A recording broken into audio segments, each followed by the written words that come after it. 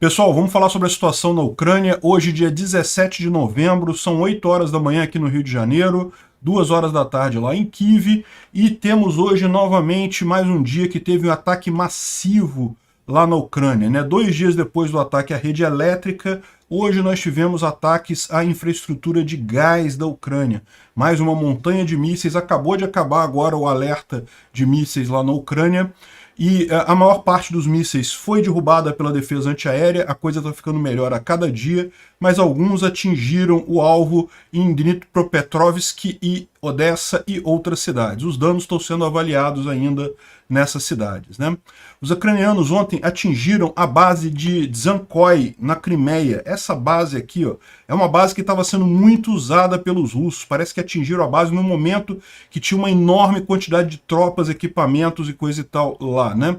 E o curioso é, essa base fica a 160 quilômetros aqui de Kherson. Então, o que será que levou o pessoal a conseguir atingir aqui, né? E especula-se que é porque os ucranianos estejam com o chamado GMLRS-ER, Extended Range, ou alcance estendido, que seria uma nova versão do míssil M31A2, que é o míssil tradicional GMLRS que a Ucrânia tem recebido dos Estados Unidos, mas é uma versão com melhorias no motor do míssil, lá no foguetinho lá que impulsiona o míssil, e no controle de estabilidade. Então isso faz com que ele atinja uma distância muito maior, até 160 quilômetros. Será que foi isso? Vamos entender esse assunto, vamos tratar esses assuntos todos em detalhes. Essas notícias foram sugeridas por Adepto do Vasco, Lula Arápio e várias outras pessoas. Obrigado aí ao pessoal que sugeriu a notícia. Obrigado a você que está assistindo o nosso vídeo. Se você gosta do nosso conteúdo, por favor, deixe o seu like e se inscreva aqui no canal, né? Pois bem, hoje cedo, é que agora que eu estou gravando o vídeo, já não aparece mais, mas mais cedo, quando eu estava fazendo o levantamento das pautas, estava tudo com alerta de sirene de ataque aéreo na Ucrânia inteira, e de fato teve uma quantidade enorme de mísseis e drones, os drones vindo aqui de Belarus em direção a Kiev, e mísseis vindo aqui de vários lugares, principalmente do Mar Negro, atingindo, dessa vez, o foco dos russos foram a indústria de gás ucraniana, tanto exploração de gás quanto distribuição de gás. O gás é muito importante lá na região porque é usado para calefação, né? Então, aqui no Brasil, em algumas cidades, você tem gás encanado, como é o caso do Rio de Janeiro, São Paulo também. Eu sei que tem várias outras cidades que também tem gás encanado em casa. Mas lá nos países frios, isso ainda é muito mais crucial, porque na época do inverno é importante para calefação esse gás, né? Então, isso foi o alvo dos russos. Mais uma vez, um ataque puramente terrorista, visando apenas infraestrutura civil. Isso não afeta em nada os militares ucranianos, mas é aquele negócio, né? É o que a Rússia tem neste momento. E foi um ataque menor do que teve há 2 dias atrás, né? Enfim, está aqui a imagem da Ucrânia com todas as regiões com alerta de defesa antiaérea. Isso daqui foi a filmagem de um míssil que caiu lá em Dnipropetrovsk. Tá vendo aqui? Atingiu, parece que foi uma instalação de gás, de bombeamento de gás ali na região. E foi filmada pela pessoa que estava dirigindo ali, né? Então esse aqui foi um dos mísseis que efetivamente atingiu o solo. Mas a maior parte deles, olha só, olha, tem vários vídeos de defesa antiaérea atingindo os mísseis. Então, vários mísseis sendo atingidos pela defesa antiaérea, realmente poucos acabaram caindo no solo. A gente ainda não tem aquela contabilidade que as forças aéreas, que as forças armadas ucranianas fazem, né, sobre quantos atingiram, quantos caíram e coisa e tal. Isso acabou de acontecer, como eu disse, ainda não temos essa contabilidade, mas o importante é isso daí, né? Mas o importante é que sim, teve o ataque, alguns alvos foram atingidos, certamente vai ter problemas aí com a distribuição de gás na Ucrânia, mas tal como aconteceu com a energia elétrica, isso tudo vai ser resolvido muito rapidamente. E uma observação, cada míssil calibre russo desses que foi detonado aqui custa entre 5 e 6 milhões de dólares, são os mísseis mais modernos, eles usaram hoje, e os foguetes antiaéreos da Ucrânia, que são do Isis-T e do Nasams, custam em cerca de 50 mil dólares. Então, ou seja, você vê que nesse sentido aqui funciona muito bem esse tipo de coisa do ponto de vista econômico para impedir esses ataques, né? A Rússia está gastando dinheiro à toa na maior parte das vezes. Bom, antes da gente entrar na parte do ataque lá na base de Jankoy, que é bem interessante, é importante notar que os russos foram para o ataque em Rulayapol. Rulayapol é essa cidade aqui que está em poder dos ucranianos ainda, e os russos estão tentando avançar aqui. Tudo indica que isso seria uma estratégia deles para tentar fechar aqui, retomar Donetsk, talvez, avançar um pouco mais. A essa altura parece que os russos estão buscando qualquer vitória que eles possam conseguir, apenas para dizer que estão conseguindo avançar alguma coisa, né? Seriam já os combatentes lá de Kherson que já foram reposicionados. Os caras não tiveram tempo nem de descansar, já foram jogados numa outra frente de batalha, mas aparentemente não conseguiram avançar nada. Segundo está dizendo aqui, a ideia do comando russo é fazer um ataque em Vasilkovo e Pavlograd, na região de Dnipro, e para fazer uma pinça com a região de Donetsk. Eu não sei muito bem o que eles estão pensando não, né? Porque, olha só, eles estariam indo nessa estrada aqui, Vasilivka, que é aqui, Pavlograd, que é aqui. Vocês estão falando em fazer isso tudo aqui para fazer uma pinça com o quê? Isso poderia fazer algum sentido quando os russos ainda tinham Izium, né? Que daí faria uma pinça nessa direção para pegar toda a região do Donbás.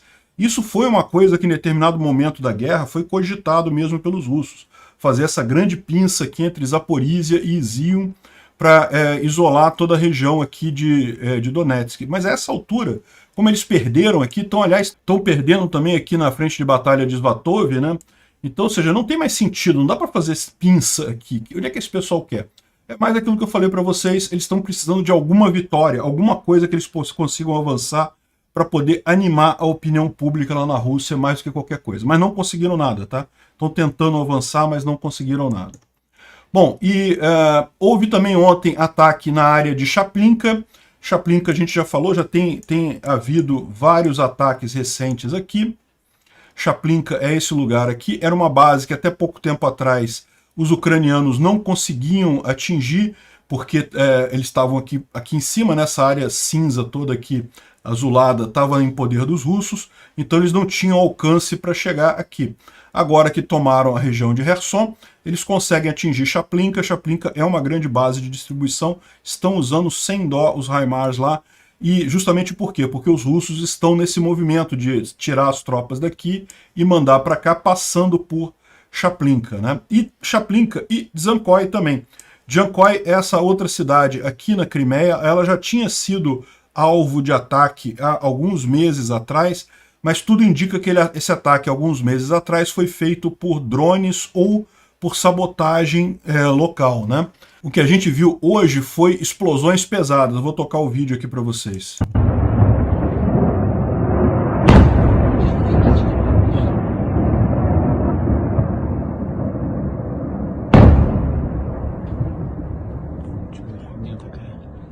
Isso aqui é o barulho dos mísseis chegando lá em Dzhankoy, né?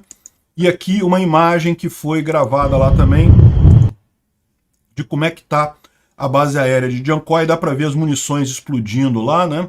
Dá para ver várias explosões secundárias e coisa e tal.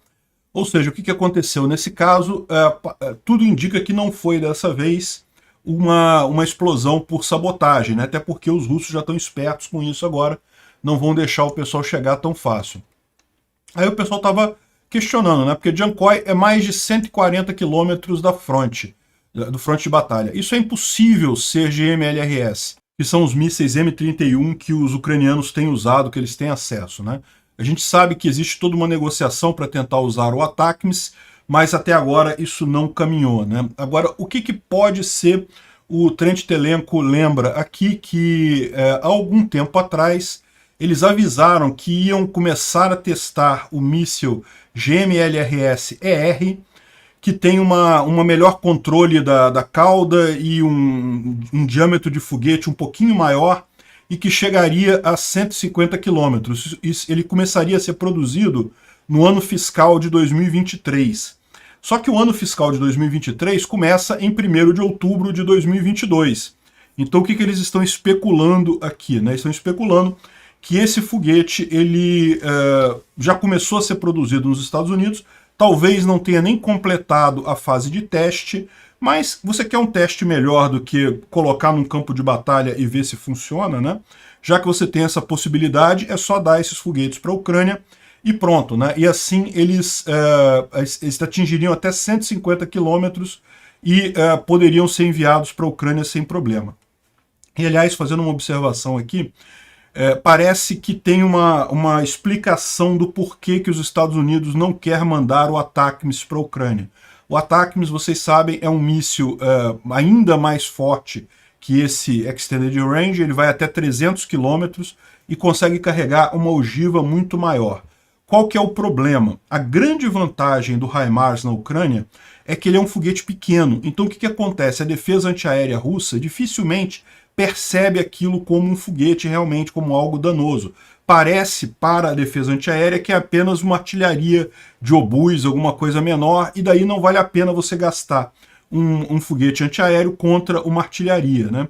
Então, por isso que passam tantos foguetes desse pela defesa antiaérea russa. Eles são muito rápidos, eles são pequenos, então é difícil de ver, acaba sendo descartado, acaba passando e atingindo a defesa russa. E por que o ATACMS não teria essa vantagem? Porque o ATACMS é grande.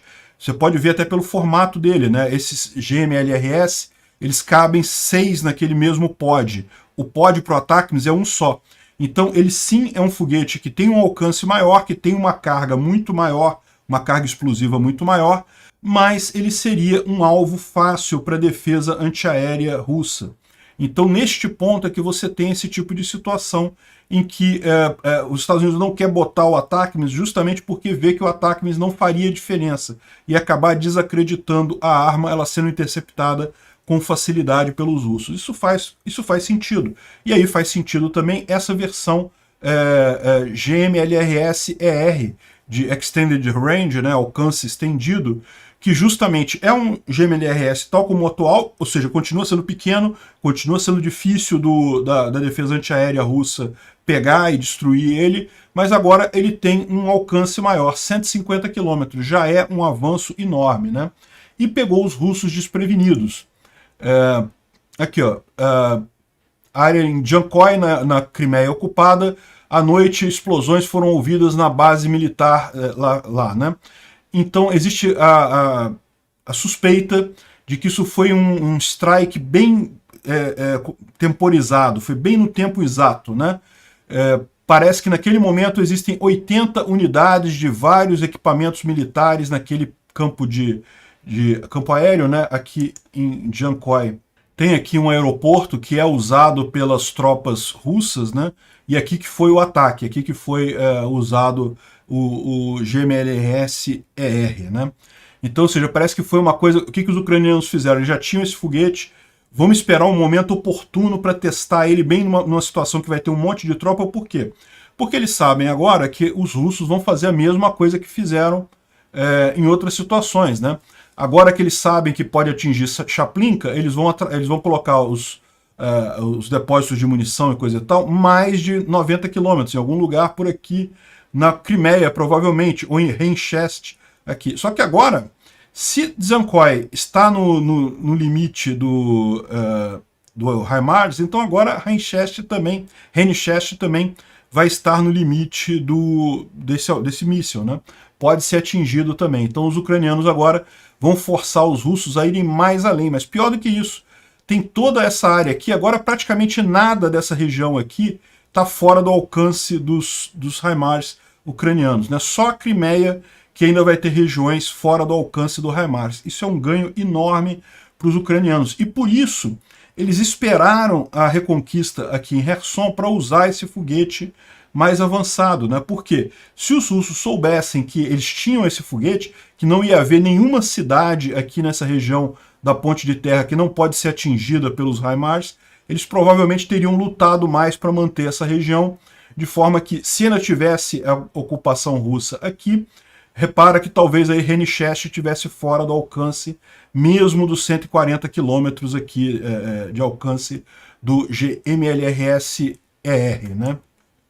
Enfim, novidades positivas podem vir aí nos próximos dias por conta desse novo míssil aí ucraniano, né? Ontem também teve ataques de HIMARS em Starobilsk. Starobilsk é aqui na frente de Svatov, né? Aqui no leste da Ucrânia. Starobilsk é essa cidade aqui. E o curioso é o seguinte, como eu falei para vocês, a gente não tem visto, embora os HIMARS já estejam na Ucrânia há bastante tempo, já tenham sido usados aqui em Donetsk, em várias regiões, já foram usados aqui em Zaporizhia, são muito usados aqui em Kherson, mas talvez agora, com a liberação de Kherson, pelo menos uma parte desses HIMARS que estavam aqui podem ter sido deslocados para essa nova fronte aqui no leste, né? E daí atingiram Starobilsk, que é justamente a fronte que tem suportado o ataque aqui em Svatov, né? O que ele fala aqui, essa é a primeira vez, o primeiro strike que foi feito nessa região, talvez de poder de fogo transportado, transferido de Kherson. Aqui tem a visão aqui do ataque.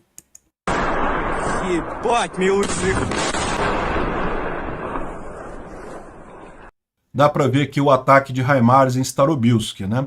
Não dá para saber o que foi o dano, né? Evidentemente, temos que aguardar para ver se realmente atingiu o depósito de munição e coisa e tal, mas só o fato de mostrar que a Ucrânia vai começar a usar HIMARS aqui vai preocupar bastante os russos dessa região, né? Houve um avanço ucraniano nessa região, em Plochanska, que os russos estão defendendo de forma frenética, né? Mas não estão conseguindo manter isso daí, e isso pode indicar quebras em toda a linha, em toda a frente russa no oeste do rio Krasna. Vamos dar uma olhada nisso daqui, o que isso significa. Aqui, ó, Plochanska está aqui, né? E Makivka, que a gente viu outro dia que os ucranianos tomaram, está suportando esse ataque aqui. E aqui é a P-66. Caindo Plochanska, muito provavelmente os ucranianos vão conseguir atravessar a P-66, que já não está podendo ser usada pelos russos, já está difícil de ser usada porque está sob controle de fogo ucraniano, mas ainda está livre, ainda não tem interrupções nela aqui, né? Já está aqui desde Popivka até Plochanska, já com a frente ucraniana aqui. Os ucranianos conseguindo avançar aqui, e parece, tudo indica, essa cidade já está praticamente perdida pelos russos, eles vão conseguir fazer um estrago muito maior nessa linha de frente aqui, principalmente se eles conseguirem entrar em Krasnoyarsk, né? No resto da linha de frente não houve grandes avanços, continuam os ucranianos resistindo aqui em Vuhledar, em Pavlivka. Pavlivka, segundo as últimas informações, a gente falou que realmente havia um reforço muito grande aqui. Parece que Pavlivka já foi tomada pelos russos até o rio, mas os ucranianos continuam resistindo depois do rio. É aquilo que a gente mencionou, no final das contas isso é difícil deles transporem esse rio aqui, e parece que também Mykolaiv, essa cidade aqui também até o rio já está tomada pelos russos, mas os ucranianos continuam fazendo a linha de defesa a norte desse rio aqui. É o rio Kashlahar, que está servindo de fronteira aqui, né? Então não teve grandes alterações nessa região, embora os russos estejam apostando muito grande ali, né? Aqui também não houve avanço em outras regiões por aqui, e aí a gente cai até numa questão engraçada, que é a situação aqui em Bakhmut, né? Bakhmut está mais ao norte aqui, Bakhmut, que está há muito tempo, os mercenários do Wagner estão há muito tempo tentando avançar sobre Bakhmut. E você lembra, o Prigozhin tinha feito muita propaganda disso. Não, que o único ponto na linha de frente que consegue avançar é o meu grupo Wagner, o exército russo não avança em lugar nenhum, só coleciona derrota, só coleciona recuo, mas o grupo Wagner está avançando ali em Bakhmut. Mas como a gente tem mostrado para vocês, já fazem meses e meses que eles estão aqui tentando tomar Bakhmut e não conseguem tomar Bakhmut. Infelizmente a cidade está totalmente destruída. Ela não vale mais nada, né? Mas é lógico, é uma cidade grande, é uma cidade que os ucranianos conseguem defender. Se tiverem que abandonar, vão acabar abrindo espaço para os russos, principalmente aqui nessa região que não tem defesas significativas, né? Isso aqui pode prejudicar os ucranianos, a perda de Bakhmut. Mas o Wagner não consegue avançar. Então, o que aconteceu ontem, o Grey Zone, que é o Telegram do grupo Wagner, estava falando exatamente isso, está tentando justificar porque que está lento ali naquela região. Por que o Grupo Wagner não avança também com velocidade, né? Porque é a crítica que o pessoal está fazendo. O Grupo Wagner estava falando, não, só a gente que está avançando, só a gente que está avançando, mas está avançando 3 centímetros por mês, pô, que avanço é esse, né? E aqui o Grupo Wagner, com suas próprias forças, garante um avanço pequeno, devagar, mas produtivo, apenas com suas próprias forças, que são muito menores em relação com as forças da Rússia ou da Ucrânia. Em adição, tanto a liderança da orquestra, orquestra é o Grupo Wagner, tá? Quanto seus soldados nunca disseram nada desabonador em relação ao inimigo. Ao contrário, foi dito seguidamente por nós que o lado ucraniano está colocando uma dura, né, uma forte e capaz resistência lá, entendendo a importância estratégica da cidade, né? Ou seja, então estão justificando agora porque eles estão avançando tão devagar. Não, mas a gente é pequeno perto da Rússia e da Ucrânia, e mesmo assim estamos conseguindo avançar devagarzinho. A verdade é que o problema é que já não avançam há bastante tempo, né? E de vez em quando eles avançam e retornam, coisa e tal. Enfim, a situação no resto do fronte está parada. Uma outra coisa que é estranho, de novo, não quer dizer nada, mas é estranho, a gente está falando que os russos estão abandonando a margem esquerda aqui do Dnipro, aqui na região de Kherson, e a gente tem várias evidências disso. A gente já falou que os soldados fugiram de lá, recuaram por conta própria contra o comando, justamente porque estavam recebendo fogo e não tinham como se defender. Mas tem outras indicações, como por exemplo isso daqui, ó. Na cidade ocupada de Kakhovka, os russos estão minando a infraestrutura e destruindo torres de celular. O que é estranho, né? Porque, para pensar, aqui nessa região aqui, Kakhovka é essa cidade aqui, tá? A represa fica na cidade de Nova Kakhovka, a cidade de Kakhovka, essa cidade aqui, ainda está em poder dos russos, mas não é estranho isso? Por que eles minariam, colocariam minas na cidade se eles continuam ali? Por que eles derrubariam torres de celular na cidade se eles ainda estão ali? Né? Ou seja, isso tudo atrapalha o próprio esforço russo na região. Realmente é uma coisa curiosa e dá a impressão de que eles estão fazendo aqui, nessa margem, o mesmo que eles fizeram no Oblast de Kherson. Não dá para saber ainda, como eu disse, a gente tem aí informações e desmentidos sobre forças ucranianas na margem esquerda do Dnipro. O mais provável é que realmente se teve foi apenas alguma operação especial, não é nada de ocupação ainda, mas a impressão é que a coisa está caminhando nesse sentido. Ontem teve mais uma live do Arestovich, ele falando aqui sobre Ruliapolka, onde os russos iniciaram o ataque, mas provavelmente tiveram resultados desapontadores, né? Parte de lá foram forças de Kherson já deslocadas para aquela região. O planejamento são pinças grandes e coisa e tal, mas no final das contas ele vai tentar chegar nisso de novo e não vão conseguir. Já tentaram uma vez e não conseguiram, né?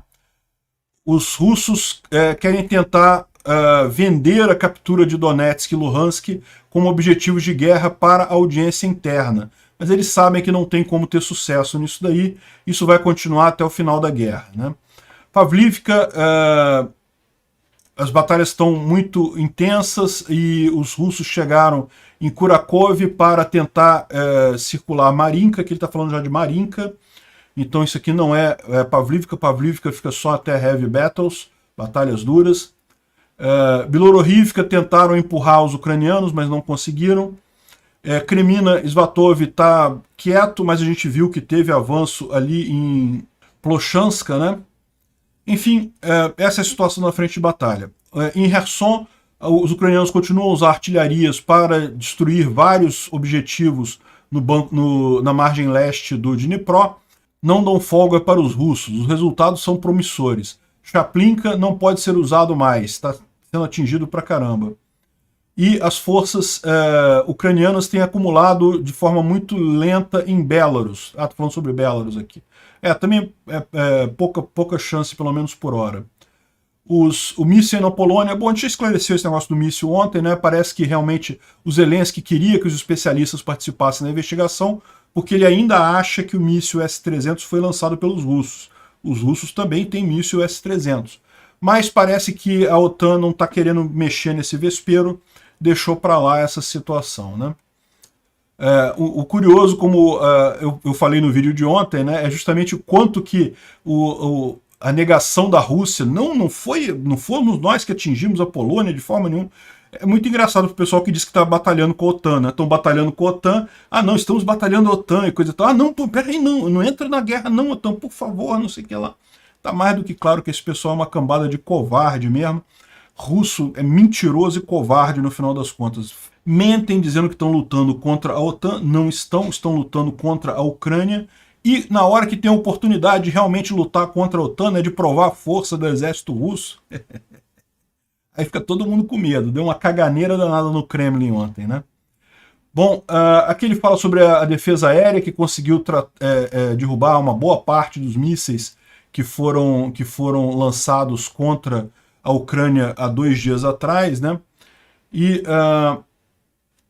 fala sobre novas ajudas que estão chegando aqui para a Ucrânia, do encontro lá de Ramstein, né? E no final ele fala que não, que os Estados Unidos, a União Europeia, a China e a Inglaterra está dizendo que tem que falar sobre negociação e coisa e tal, mas que isso vai acabar porque a Ucrânia não vai negociar nada enquanto os russos estiverem no território ucraniano, né? O Instituto para Estudo da Guerra fala sobre um vídeo que circulou ontem, eu não vou nem botar o vídeo aqui porque eu acho que é grotesco o negócio, incentivando famílias russas a adotar crianças ucranianas. Isso é genocídio, isso é uma forma de genocídio, né? O documentário disse que os oficiais russos retiraram 150 mil crianças de Donbás em 2022, mas isso parece estranho porque os números ucranianos estimam entre 6 mil e 8 mil. Né? 6 mil e 8 mil já é muita coisa, né? Mas eu estou falando de 150 mil crianças, né? É um absurdo isso daqui. E eles continuam falando sobre o ataque de mísseis do dia 15 e depois falam sobre o Prigozhin, que continua tentando se estabelecer como uma figura central na comunidade russa pró-guerra, né? E esse ponto é aquilo que eu falo para vocês. Isso aqui é que está por trás do fato dos Estados Unidos e da Inglaterra e da comunidade europeia estarem querendo negociações. A preocupação deles não é mais a Ucrânia. A Ucrânia vai ganhar essa guerra, eles já sabem que vai ganhar. A preocupação é que a situação no Kremlin está ficando cada vez mais instável e que possivelmente o Prigozhin pode tomar o lugar do Putin, e aí isso seria muito pior no final das contas, porque o Prigozhin é um cara muito mais extremo, é um cara muito mais descontrolado no final das contas. O Putin, bem ou mal, ainda tem ali uma casquinha de legitimidade, mas o Prigozhin não tem. Então, é possível que isso seja o motivo pelo qual estão se falando em negociações e coisa e tal, mas eu não acredito que vão haver negociações de qualquer forma. Bom, a Rússia entrou oficialmente em recessão pelo terceiro trimestre seguido, já está em uma queda do GDP de 4%, e vai só piorar daqui para frente, porque a Rússia não tem uma economia mais, não consegue vender mais para quase ninguém, não consegue comprar mais de quase ninguém. O grande produto deles, que é o petróleo e gás, eles perderam o principal cliente, que é a Europa. Então a situação econômica da Rússia daqui para frente vai só degringolar. Piorando também o fato de que os mobilizados todos foram colocados na guerra, o que vai certamente fragilizar ainda mais a economia russa. Não tem gente para fazer a economia girar na Rússia, né? E é aquelas coisas que só na Rússia acontece esse tipo de coisa. O general Boiko foi morto com 5 tiros no peito e a manchete do jornal era suicídio. O cara é bom, hein? Suicidar com 5 tiros no peito. Meu amigo, esse cara é bom mesmo, né?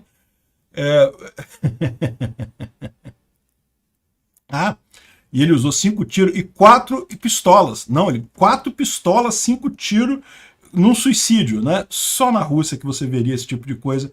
É o que eu falo, o pessoal lá é mentiroso patológico, né? Mente o tempo todo mesmo. Enfim, o cara era vice-chefe da Escola Naval do Pacífico em Vladivostok, ou seja, estava lá do outro lado da Rússia, mas é isso aí, a primeira versão, depois eles mudaram, tá? Depois a mídia mudou, avisando que ele tinha sido morto, mas a primeira versão dizia que ele tinha dado um tiro na têmpora, né? Tinha se suicidado e coisa e tal. Suicidado com 5 tiros no peito, de 4 pistolas diferentes. Bom, e só para terminar, esse assunto a gente já falou, né? Mas a Rússia está acusando a Ucrânia e a Polônia de tentarem causar confronto entre ela e a OTAN. É uma mentira isso daí, mais uma perversidade russa. Todo mundo sabe o que aconteceu. Como eu expliquei no vídeo de ontem, sim, um míssil foi um S-300, muito provavelmente da defesa ucraniana, que foi um S-300 já está definido, tá? Como foi um S-300, que é um míssil antiaéreo, ele muito provavelmente foi da defesa antiaérea ucraniana, uma situação de que o míssil tentou atingir um outro míssil russo, provavelmente atingiu o míssil, por quê? Porque quando esses mísseis antiaéreos eles não atingem o alvo, eles se explodem no ar para evitar cair no solo, evidentemente, né, para evitar esse tipo de coisa.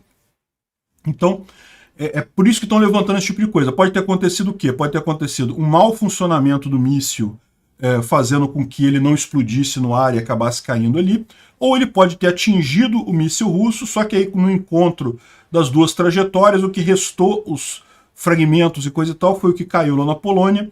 E como eu já expliquei para vocês, ontem muita gente falou assim, estranho, nossa, como assim grãos explodem? Sim, grãos explodem, tem vários casos, pode procurar aí, explosão de silo de cevada, explosão de silo de milho, pode procurar aí na internet, tem um monte de caso disso, grãos explodem, principalmente quando eles estão muito secos. E aí, por quê? Você forma particulado, micropartículas, aquilo ali na hora de queimar, dá uma reação muito rápida de queima e gera a explosão do silo. Isso é um problema, isso em silo de vários grãos por aí. E como a instalação, tudo indica, era uma instalação de secagem de grãos, então é possível que sim, que tenham sido apenas fragmentos que caíram, não foi a explosão do míssil, apenas fragmentos que caíram e causaram a explosão do silo de grãos. Enfim, a gente não sabe.